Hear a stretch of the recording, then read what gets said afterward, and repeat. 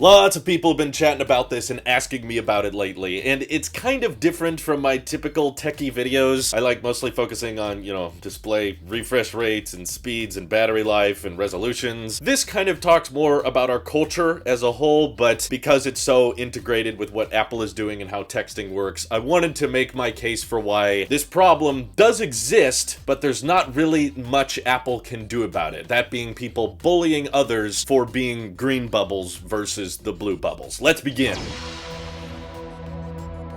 Humans love arguing about which color is their favorite. I know, it's weird, but what's kind of rubbed me kind of the wrong way is people acting like Apple can somehow change this by updating or supporting a few new features. Let me say from the beginning that, yeah, RCS provides plenty of advantages over SMS texting. It's this new standard Google and Samsung have started supporting, and it allows for encryption, it allows for replies and reactions and messages, and basically it would fix a lot of issues that we have between communicating with iPhones in group chat and Androids. But the concept that by Apple either bringing iMessage to Android or Apple supporting RCS would solve the bullying problem, that's ridiculous to me, okay? Because from the beginning, there will always be service advantages when you're doing something first party, when you're doing something under the umbrella of a brand's ecosystem. Just like with Xboxes playing with Xboxes, or PlayStations playing with PlayStations, or Nintendos communicating with each other, there's always going to be a ton of features or software advantages that you get when you get something first party. And from the beginning, the Messages app has always been green. All the text message bubbles were green, and once Apple launched iMessage 11 years ago, that's when they started color coding, like, hey, if you're communicating with another iPhone, we're gonna change the color to blue so that you know there's some of our first party features baked in now. You can do some things that you couldn't do before. RCS would simplify some of that compatibility, but the idea that it would stop the bullying aspect makes no sense to me, because if we've gotten to the point of bullying others because they use a different phone and therefore they don't have access to our first-party messaging system, that person is a jerk. First and foremost, I know we joke about, yeah, I'm an Apple sheep, and yeah, I don't like Android phones because they're boring or whatever, but that's a lot of comedic and entertainment value in these videos. Straight up bullying is a different matter, and I do agree that sometimes it can be a very fine line where you're not sure if your friend is actually just joking or teasing you, or if it's straight up bullying. But if it does fall to the point of you are now uncomfortable with it, that's where I would draw the line of bullying, is when your acquaintance or your classmate, someone you don't even really consider a friend, starts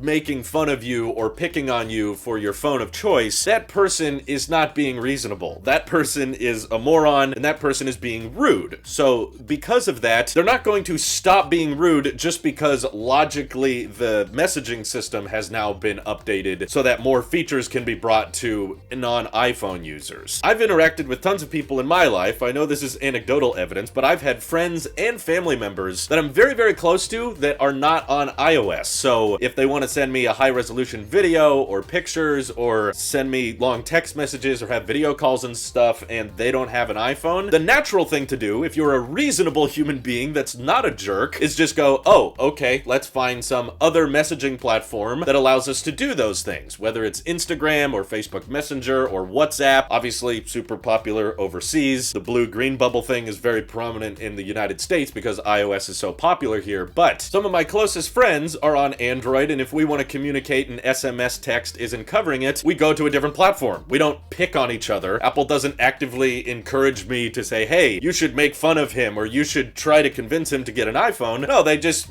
show up as a green bubble, because that's what bubbles were at the beginning, and now, of course, those first-party features aren't supported. Now, the concept that Apple should just bring iMessage to Android, therefore all bullying would be eliminated, also doesn't make too much sense from a financial perspective, because iMessage is not free to run. That's another point I don't think people keep in mind, is like running the iMessage servers and having them encrypted and supporting all of these different features and updating the OS every year to allow for iMessage to get better and better. That takes time, that takes people, it takes software engineers, and all of them need to be paid, and all of these servers need to be maintained so that iMessage keeps running. That costs Apple money, but they're willing to spend all of that money because people using iMessage are supporting Apple. They're buying iPhones, they're buying iPads or Macs. The idea that Apple should expand their services and bring it to hundreds of thousands, probably millions of people, basically because some bullies pick on people for not having blue bubbles, even though the people Apple would be helping are not supporting Apple in any way. Apple's not getting money money from them. Apple's not getting anything in return. It's just basically charity for them to launch a service and expect nothing back. That's not really sustainable. It's not really practical from a business sense to just say, well, let's launch services for people who aren't paying us any money. I know that it would be lovely if Apple could just give away everything for free and just have free iPhones and free iPads and free AirPods for everyone to grab, but of course that's not logical. It's not a matter of Apple being greedy. It's just literally the company would die if they started just giving stuff away. But they're not against people choosing Android. I think that's why they support, Apple Music on devices that aren't Apple's. The reason they're okay with that is because Apple Music costs money. So they're willing to bring a service to Android if someone is willing to pay for it, and I just don't think the concept of bringing iMessage to Android and then Apple charging for it would go over very well. First of all, not that many people would sign up for a paid messaging service just so that they could get a couple features with their iPhone friends. And yes, of course, it would make it easier for people to leave Apple's ecosystem. Why would Apple actively encourage people to find easier ways to stop using their products and services, right? From a business perspective, there's not a lot of advantages to doing that. End of the day, a company does need to prioritize money, just like you need to prioritize breathing. If a company stops prioritizing money, they will die. Just like if you stop prioritizing breathing, you're not going to last very long. And second of all, even if Apple was super duper generous and just decided, you know what, we care so much about privacy and security that we're going to launch iMessage on all platforms, it's going to be open source and anyone on Android could use it, the bullying would still not go away because there will always be a bunch of services and advantages that iPhones have when they're together that won't be there on Android. So again, if you're dealing with a jerk or a moron that's trying to mock you for your smartphone of choice, you think he's really going to be like, oh, well, I guess you're a blue bubble now.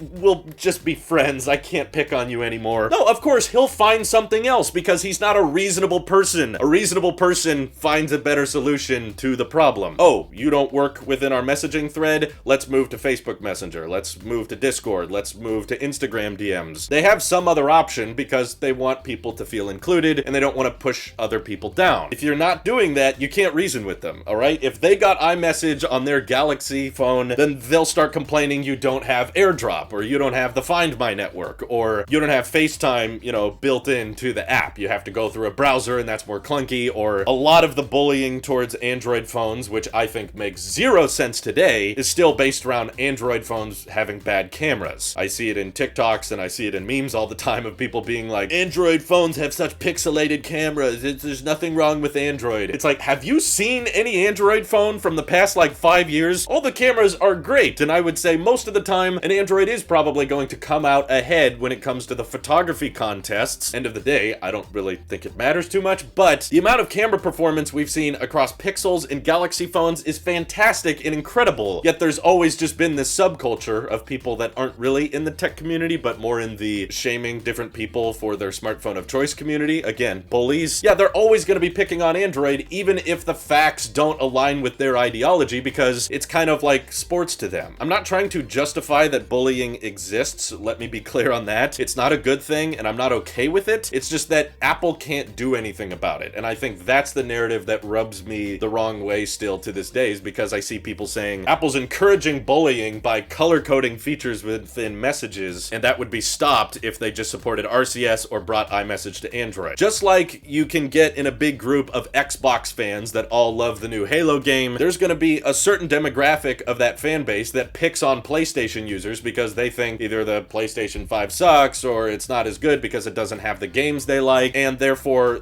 they can't communicate as well when they're doing online gaming. So there's probably some bullying that goes on that says you should have bought an Xbox and Xbox is better, and vice versa. There's also going to be a ton of PlayStation fans out there that say you should have bought an Xbox, the PlayStation 5 is way better, way more capable, and because all my friends are on PlayStation, that means it's better, and you suck because you're not on the same platform. Even outside of the electronics world, this is incredibly common in the sports division. Even if someone is a huge fan of their team and their team is losing or not doing very well, they'll still boast about how they're the best team and those guys suck even though they're playing a way better game. That doesn't matter because they're not my team or they're not from my state. The members on the team change, the coaches change, the jerseys even change sometimes, so we're just blindly following a certain brand because that's the one you're comfortable with. And I'm not saying everyone in sports does this, but there's always a certain division of people that take it too far. They pick on people that don't like the same things they like. Sure, there would be a few messaging problems solved if Apple adopted RCS, and I'm all in favor of that. It's just Apple's such a big company me, and as a hardcore Apple sheep, we already have a big list of things that we wish Apple would start supporting where there would be no controversy, and they're not even supporting those yet. Like, everyone, I think, is universally for the HomePod supporting Bluetooth. Why wouldn't we like the option to connect to our HomePod in more than one way? If you want to use AirPlay, you can. Why restrict the HomePod from supporting a lower latency standard so that I could connect it to my Mac and use it as more of a tool?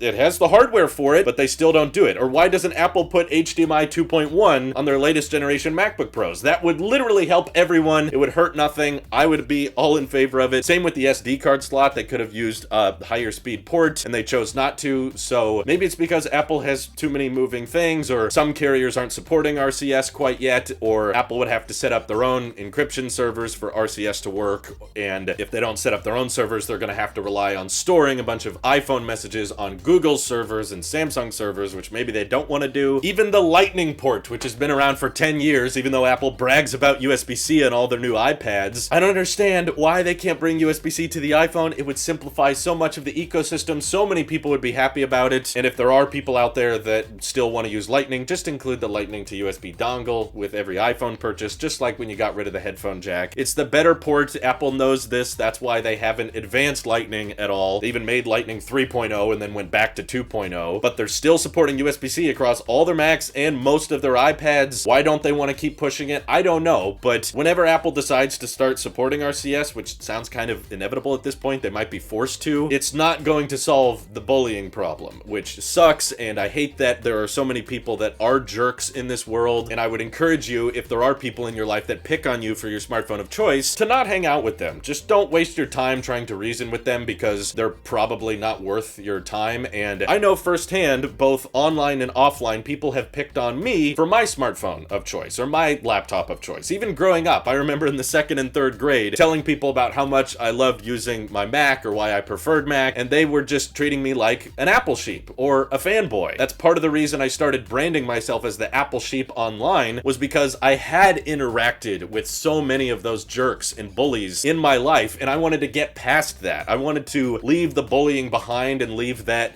name calling behind and say, okay, before you call me an Apple sheep, I'm just gonna call myself that from the beginning. That way we can move on and get to the more interesting part of the discussion instead of just pointing fingers and name calling. Do I blame Samsung for people bullying me, or do I blame the gaming companies for not bringing their game to Mac so that the bullies would stop picking on me and I could say, see, my Mac is good at gaming? No, I don't blame them, because I know at the end of the day that wouldn't solve the problem. There are people that made fun of me for buying Mac computers that weren't good at gaming. So I don't say, well, that means it's up to Activision or it's up to Microsoft to bring their games over to Mac. That way the bullies will stop picking on me. It's like, no, they would find some other thing, or they would complain about some other reason as to why Apple sucks or why I'm a blind fanboy or that kind of thing. The bullying will be present, and I'm sure there's some of you bullies in the comments right now. But I know for a fact, no matter what Apple does, you're still gonna be there, and while there's certainly messaging advantages and there's things that could make iMessage and Apple better as a whole if they just updated their standards a little bit, don't put an issue as serious as bullying behind some software services, because I don't think it's that simple, and I think you're projecting a much bigger issue onto a company and saying like, well, if you did this one thing, it would solve this major problem. And I think people just like